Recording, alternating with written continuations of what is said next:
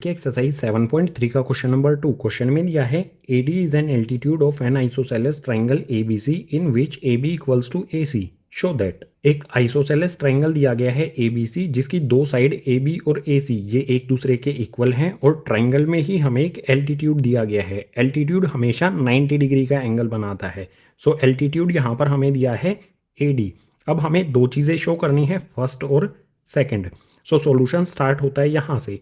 सबसे पहले क्या करेंगे, एक ट्रायंगल बनाएंगे ABC। ये फिगर हमें नहीं दिया गया है, ये हम अपनी तरफ से बनाएंगे। सो इस तरह से एक ट्रायंगल बना लेंगे, इसका नाम दे देंगे ABC। अब एक एल्टीट्यूड बनाएंगे, एल्टीट्यूड क्या है AD। सो A पॉइंट से शुरू होगा, ये आ गया हमारा एल्टीट्यूड जो BC को D पॉइंट पे टच करता है। और मैंने आपको बताया है कि एल्टीट्यूड क्या करता है, हमेशा 90 डिग्री का एंगल बनाता है। सो इस साइड में यहाँ पर 90 डिग्री और इस साइड में भी 90 डिग्री, दोनों तरफ इस लाइन पर BC लाइन पर D पॉइंट पर 90 डिग्री का एंगल बनेगा। ठीक है, यहाँ पर भी 90 और यहाँ पर भी 90। अब गिवन पे आ जाते हैं। गिवन में हमें क्या दिया गया है, AB इक्वल्स टू में AC से लिख लेते हैं, AB इक्वल्स टू में AC। अब सिंपल सी बात है, फर्स्ट पार्ट हम सोल्व करेंगे तो इसमें दिया है AD बाइसेक्ट BC। जो AD है ये BC को बाइसेक्ट करता है, यानी कि दो इक्वल पार्ट्स में डिवाइड करता है। इसको शो करने के लिए हमें क्या करना होगा, जो ट्रायंगल है हमारा ABD ये वाला ट्रायंगल और ACD ये वाला ट्रायंगल, इन दोनों ट्रायंगल्स को हमें कॉन्ग्रुएंट करना होगा। सो यहाँ पर मैं लिखता हूँ in triangle ABD and triangle ACD। दोनों ट्रायंगल्स में हमें 3 पॉइंट्स ढूंढने हैं। सो सिंपल सी बात है, सबसे पहला पॉइंट हो जाएगा हमारा ये AB और AC, ये दोनों एक दूसरे के इक्वल हैं। यहाँ पर लिख लेता हूँ AB इक्वल्स टू में AC।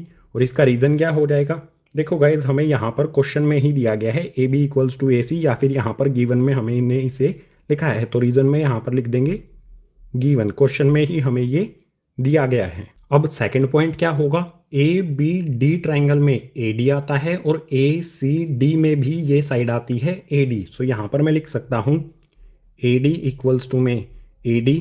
इसका रीज़न क्या हो जाएगा, दोनों ट्रायंगल्स में आती है, तो यहाँ पर रीज़न में लिख देंगे कॉमन। थर्ड पॉइंट देखो, ABD में ये वाला एंगल 90 डिग्री और ACD में ये वाला है 90 डिग्री। सो यहाँ पर मैं लिखूंगा एंगल ADB और ADC ये दोनों एक दूसरे के इक्वल हैं। So angle ADB equals to में एंगल ADC। इसका रीज़न क्या हो जाएगा, बोथ 90 डिग्री, दोनों 90 डिग्री के हैं। हमें 3 पॉइंट्स यहाँ पर मिल गए, इसका मतलब क्या है, ये दोनों ट्रायंगल्स एक दूसरे के कॉन्ग्रुएंट हैं। सो यहाँ पर मैं लिख सकता हूँ triangle ABD congruent to triangle ACD। Triangle ABD और ACD ये वाला ट्रायंगल और ये वाला ट्रायंगल एक दूसरे के कॉन्ग्रुएंट हैं। कौन से रूल से हुआ, ध्यान से देख के समझो रूल को। यहाँ पर देखो, सबसे पहले हमें एक राइट एंगल मिला, राइट एंगल के अपोजिट होती है हाइपोटेनियस। ठीक है, ये राइट एंगल मिला, हमें हाइपोटेनियस मिला और एक साइड मिली, यानी कि RHS रूल से। ठीक है, सो यहाँ पर मैं लिखूंगा RHS rule, right angle, hypotenuse और साइड वाले रूल से ये दोनों ट्रायंगल्स एक दूसरे के हो जाते हैं कॉन्ग्रुएंट। अब सिंपल सी बात है, ये दो ट्रायंगल, ये वाला ट्रायंगल और ये वाला ट्रायंगल अगर कॉन्ग्रुएंट है तो यहाँ पर मैं लिख सकता हूँ ना BD इक्वल्स टू में CD।